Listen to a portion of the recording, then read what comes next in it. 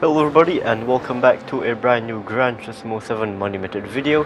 And into this video I'm going to be showing you guys some money tune that I've made for this car right here, which is the Chevrolet Corvette C5 Z06.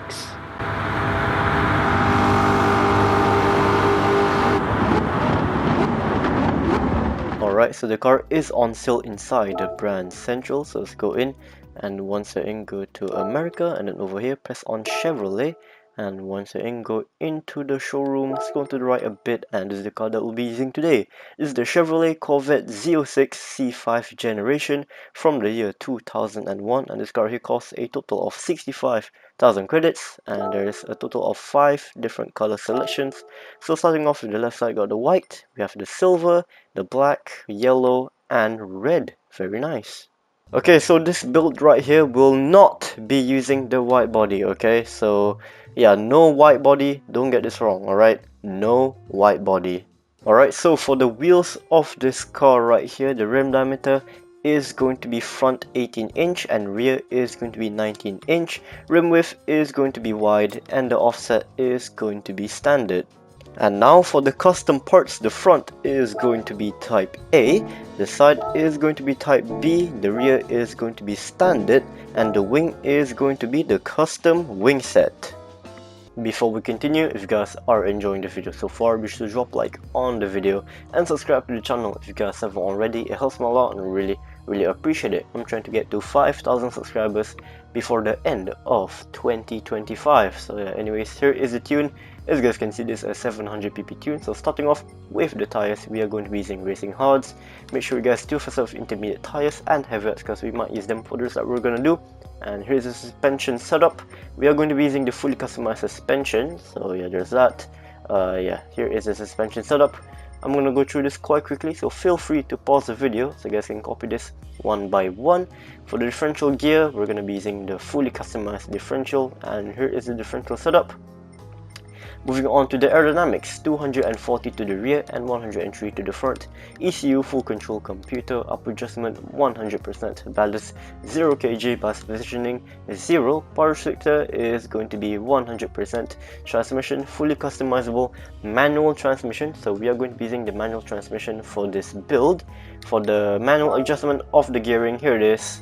I did make 6th gear quite long, so when you're in 6th gear, the revs, the RPM is going to be quite low, so that does make the fuel consumption of this car a bit better. It does make it a bit more fuel efficient because the lower the RPM, the less fuel the car will consume. So yeah, moving on to the intercooler, racing intercooler. Supercharger is going to be the high-end torque supercharger. The air cleaner is going to be the racing air filter. Muffler normal. The exhaust manifold is going to be normal. Brake system, racing. Brake pads, racing. The brake balance, make sure you guys do have the brake controller installed, and the front rear balance is going to be set to +3. And then moving on to the bodywork, we're going to have weight reduction stage 1, 2 and 3 installed, and also the body rigidity installed. Okay, so taking a look at the performance of this car right here. So 611 horsepower and the weight is 2,423 pounds. So this car only weighs 1,099 kilograms. So for this race, the difficulty will be set to easy. The race we're going to be doing today will be in Europe, and then over on the left side over here in France, 24 hours of Le Mans, and this is the event that we're going to be doing today. This is the World Touring Car 700. This is an endurance race. It is 30 minutes long. It does have tire wear and fuel consumption, and this race right here also has random weather. So it might rain or it might not on a random lap. So make sure you guys give yourself intermediate tires and also wet tires just in case if it does rain or not. Alright, jumping straight into the race, and time for me to walk you guys through on what I've done in this race right here when it comes to the strategy. Also, just a little heads up, the footage I'm showing you guys right here, the way the race plays through might be a little bit different compared to your own race, and that's because this race right here has random weather. So because of that, the result of each race and also the way the race plays through is going to be a little bit different from one another. Anyways, so if you guys look at my fuel map right now, at the start of the race I've set to 6, which is all the way to lean, and I'm gonna keep it at 6 for pretty much the whole entire race in this footage I'm showing you guys right here. So yeah, very simple strategy as always. This car right here, if you want to push out a total of 3 full laps, which is what I'm doing right here, you need to set your fuel map on 6, and you also need to short shift. So, oh, and yeah, there goes the Lancer. Yeah, he got sent into the wall. That's the first time I've ever seen that before. So yeah, goodbye to the Lancer, I guess. Anyways, so this car right here, if you want to push out a total of 3 full laps, you need to put the car on fuel map 6, and you also need to short shift. You don't need to short shift every time. I usually short shift down the straight roads of this Le Mans racetrack, but if you just want to make it extremely simple, you can short shift every time if you guys want to, but I only short shift down the straights. So yeah, pretty simple, I guess, nothing too complicated.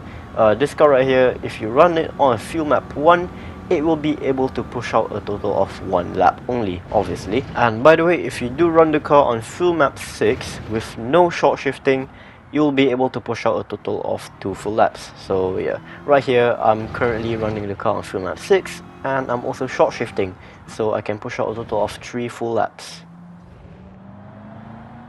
Fast forward to the end of lap number 3 right here. So as you guys can see, a hefty set of rain clouds has hit the track. So yeah, I'm going to be entering the pit lane right here to refuel the car because I'm low on fuel, and I'm also gonna swap to a set of intermediate tires.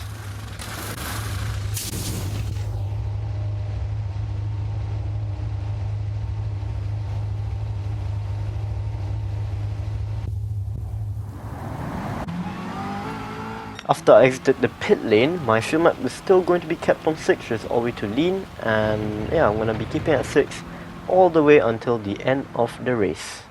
Anyways, now let's talk about the penalties that can ruin your clean racing bonus for this race right here.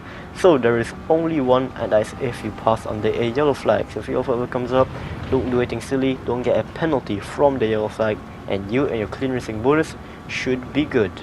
Fast forward to pretty much the end right here.